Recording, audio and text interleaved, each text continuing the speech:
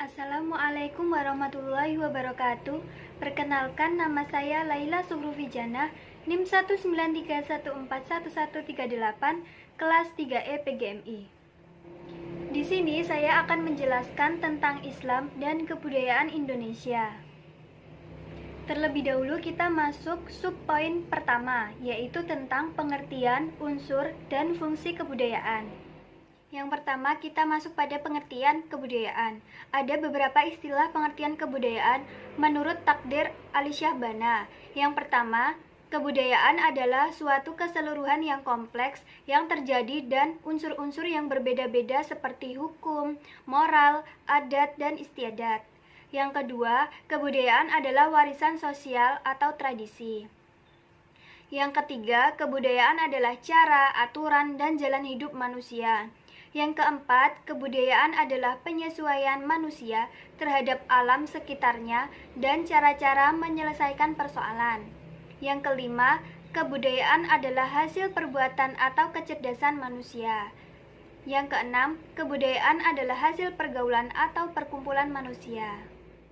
Kemudian kita masuk pada unsur kebudayaan.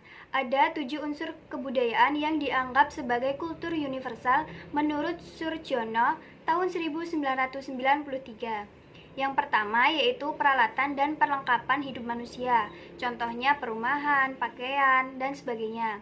Yang kedua, mata pencaharian hidup dan sistem ekonomi, contohnya pertanian, perkebunan, peternakan, sistem produksi, sistem distribusi, dan sebagainya. Yang ketiga, sistem kemasyarakatan, contohnya sistem kekerabatan, terus organisasi politik, sistem hukum, dan sebagainya. Yang keempat, bahasa, contohnya lisan dan tulisan. Yang kelima, kesenian, contohnya seni rupa, seni tari, seni suara. Yang keenam, sistem pengetahuan, dan yang ketujuh, religi atau sistem kepercayaan. Kita masuk pada poin fungsi kebudayaan.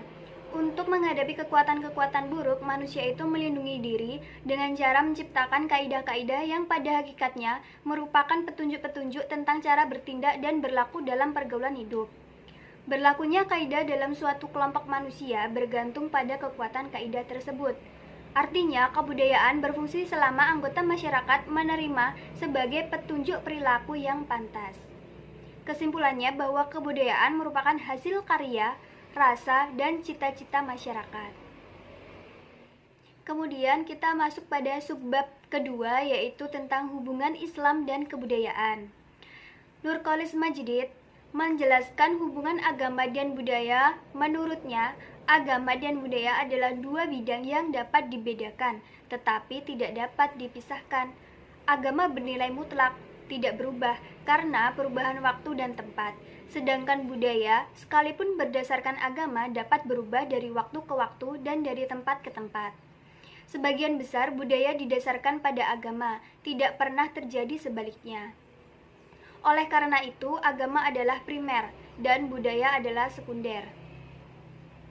Budaya bisa merupakan ekspresi hidup keagamaan karena ia subordinat terhadap agama dan tidak bersifat sebaliknya.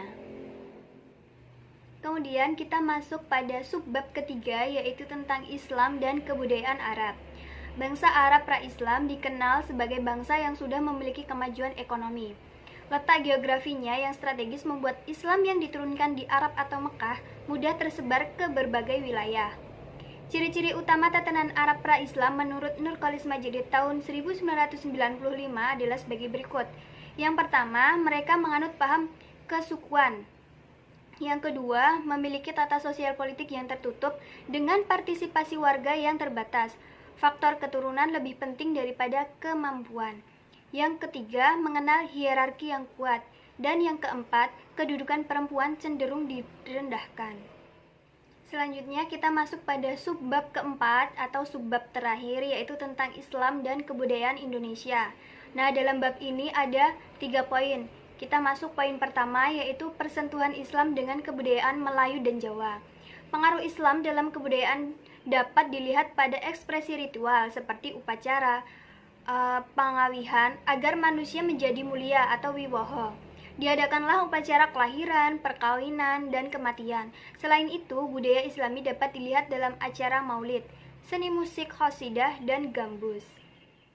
Sekarang poin kedua yaitu tentang inovasi dan pengaruh Islam dalam sastra, seni, dan arsitek. Ekspresi estetis Islam di Indonesia paling tidak dapat dilihat dalam dua bidang, sastra dan arsitek. Contoh dalam bidang sastra yaitu karya Kuntawijaya yang berjudul Sepotong Kayu untuk Tuhan. Karya tersebut menceritakan kecintaan seseorang kepada Tuhan tanpa pamrih. Yang kedua, contoh karya Kuntawijaya berjudul Dilarang Mencintai Bunga-Bunga, yang artinya menyampaikan pesan keseimbangan antara kehidupan jasmani dan rohani. Contoh dalam bidang arsitek yaitu ekspresi estetis Islam lainnya tergambarkan dalam arsitek masjid-masjid tua. Citra masjid tua adalah contoh dan interaksi agama dengan tradisi arsitek pra-Islam di Indonesia dengan konstruksi kayu dan atap tumpang berbentuk limas. Contohnya dalam bidang seni, beberapa jenis wayang yang dikembangkan oleh para wali. Kemudian beduk dan kentungan. Poin ketiga yaitu tentang Islam dan adat Melayu di Sulawesi Selatan dan Aceh.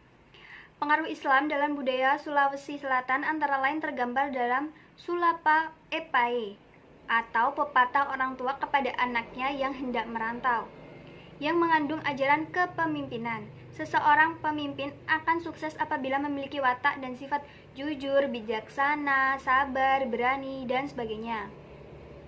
Nah, sebagai contoh yaitu para sahabat Nabi yaitu Khulafaur Rasyidin. Sekian sedikit penjelasan yang dapat saya sampaikan mengenai Islam dan kebudayaan Indonesia. Apabila banyak salah kata, saya mohon maaf. Wassalamualaikum warahmatullahi wabarakatuh.